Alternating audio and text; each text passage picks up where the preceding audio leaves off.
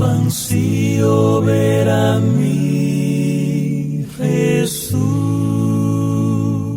La música te brinda una conexión instantánea y directa con tu Creador y Redentor. Si Cristo no es el primero, Porque somos esperanza, damos esperanza.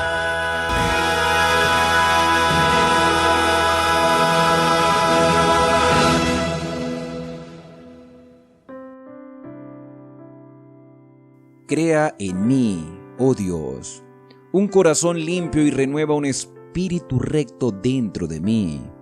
Salmo 51, 10. Esta semana, en Lecciones de Esperanza, estamos aprendiendo lo que significa el costo del descanso. Sean todas y todos bienvenidos y bienvenidas a la guía de estudio de la Biblia. Yo soy Alexander Suárez. Y hoy continuaremos estudiando esta temática importante para nuestra vida, estas advertencias y estos mensajes que deben motivarnos a ser fiel a Dios en todas circunstancias. También quiero invitarte a visitar nuestra página en la internet, esperanzadigitalradio.com, la emisora amiga 24 horas al día, 7 días a la semana, compartiendo el Evangelio eterno. Tú también puedes compartir esperanza. Suscríbete a nuestro canal, activa las notificaciones y déjanos un mensaje de lo que has aprendido a lo largo de todo este trimestre. Hoy hablaremos de el llamado de atención. ¿Recuerdas que en la lección anterior habíamos hablado de un David que en medio de su descanso cedió a la tentación y le añadió pecado a el pecado que ya tenía? En medio de uno de los momentos más oscuros de la vida de David, hay buenas noticias. Dios envía a su profeta. Natán y David se conocían muy bien. Anteriormente, Natán había aconsejado a David sobre sus planes para construir el templo, en el segundo libro de Samuel, capítulo 7. Sin embargo, ahora el profeta viene con una tarea diferente que realizar para su rey. ¿Por qué crees que Natán decide contar una historia en vez de mencionar a David y avergonzarlo inmediatamente? Vamos a buscar en nuestras Biblias, en el segundo libro de Samuel, en el capítulo 12, versículos del 1 al 14. Entonces el Señor envió a Natán ante David, y al llegar le dijo: había dos hombres en una ciudad, uno rico y otro pobre. El rico tenía numerosas ovejas y vacas, pero el pobre tenía una sola cordera que había comprado y criado.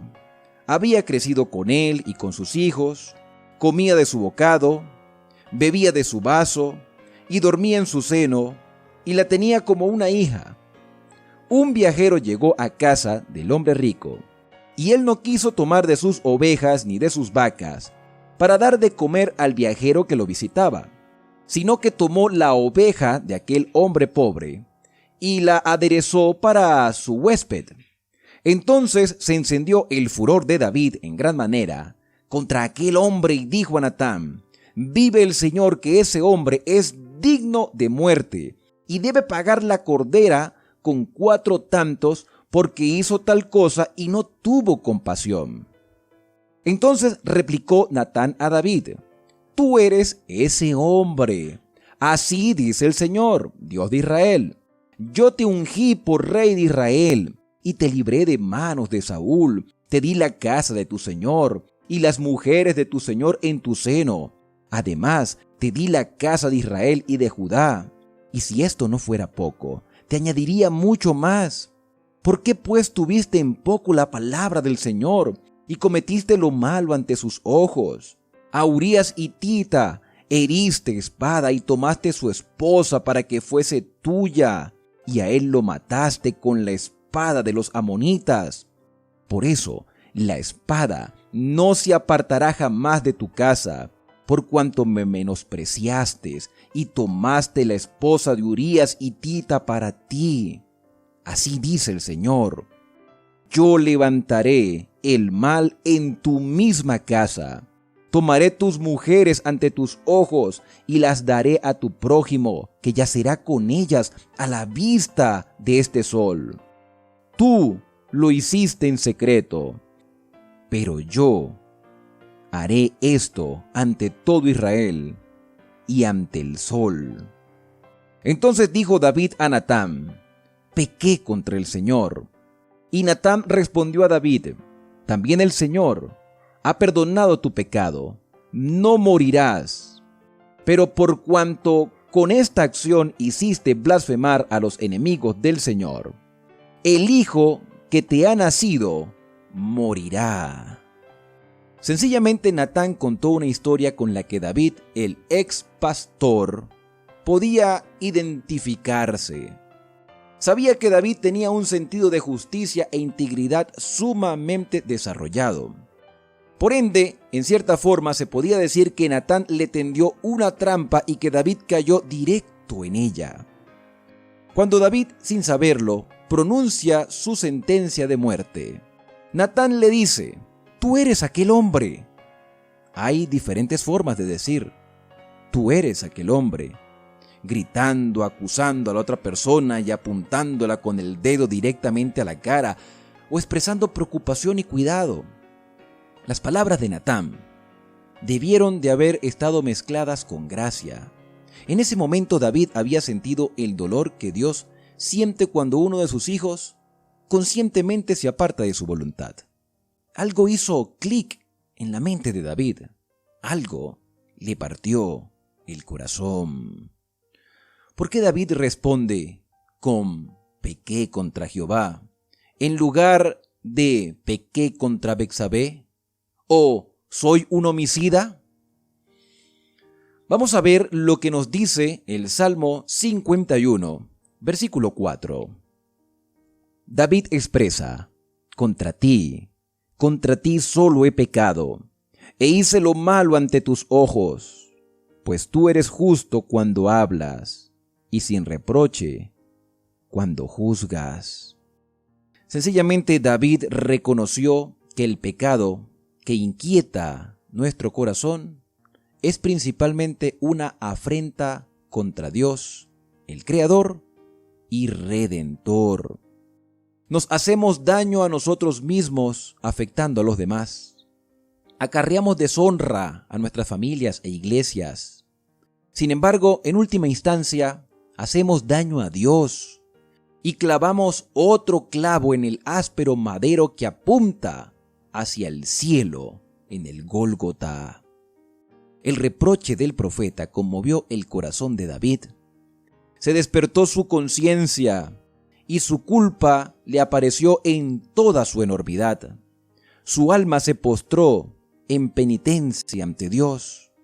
Con labios temblorosos exclamó: pequé contra Jehová. Todo daño o agravio que se haga a otros se extiende del injuriado hacia Dios directamente. David había cometido un grave pecado contra Urías y Betsabé, y se daba perfecta cuenta de su transgresión. Pero mucho más grave era su pecado contra Dios. Mi querido amigo y amiga de esperanza, Dios nos llama la atención cada día. Cuando nos desviamos de sus propósitos, cuando nos desviamos de los principios de su gobierno establecido, cuando despreciamos su santa ley y cuando vivimos de acuerdo a los designios de nuestro corazón, Dios en su amor envía mensajes, envía mensajeros, envía hombres y mujeres para llamarnos la atención. Pero a veces somos rebeldes, no hacemos caso a los llamados de atención y nuestra alma no encuentra descanso.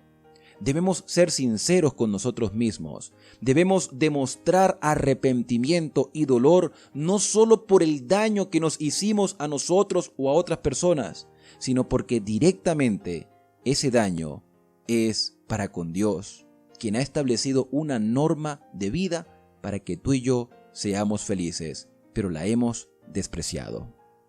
Por eso en este día nosotros debemos exclamar como el rey arrepentido quien dijo: crea en mí, oh Dios, un corazón limpio y renueva un espíritu recto dentro de mí.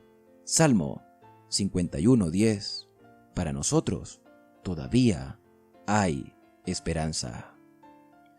Recuerda que puedes formar parte de esta familia de esperanza suscribiéndote a nuestro canal. Comparte estos mensajes. Visita nuestra página en la internet esperanzadigitalradio.com y crezcamos juntos en el conocimiento de la palabra de Dios. Dios desea darnos descanso hoy y por siempre, solo por los méritos de Cristo. Que Él pueda bendecirte en el transcurso de este día.